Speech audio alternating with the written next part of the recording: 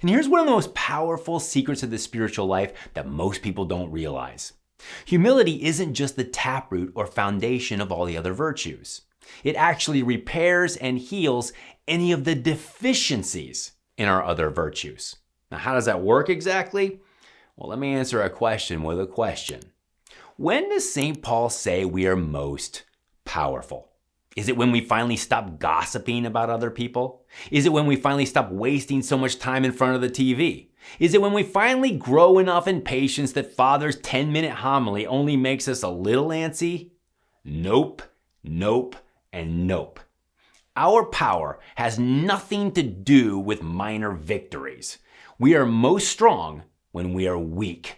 Now, it sounds a little counterintuitive, I know, but hear me out. St. Paul tells us in 1 Corinthians that the Lord said to him, "My grace is sufficient for you, for my power is made perfect in weakness."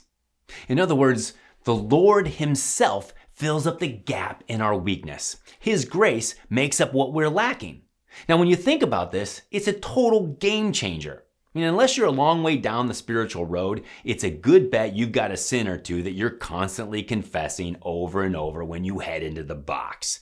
And it can be so incredibly frustrating. You just can't seem to squash it.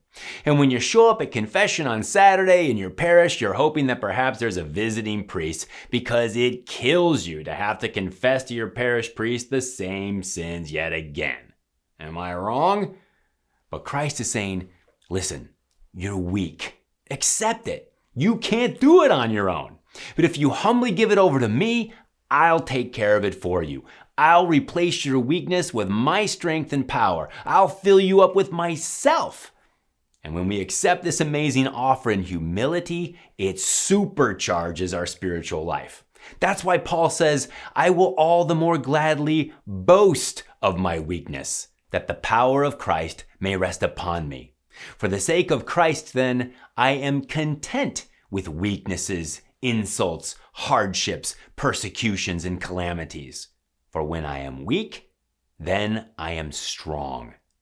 Well, the problem is that this isn't so easy for us. We've got so much pride to squash.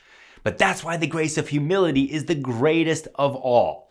And when we lack a virtue, or find ourselves confessing that same sin over and over, and accept and give it over to God in humble confidence, He fills us up and takes over.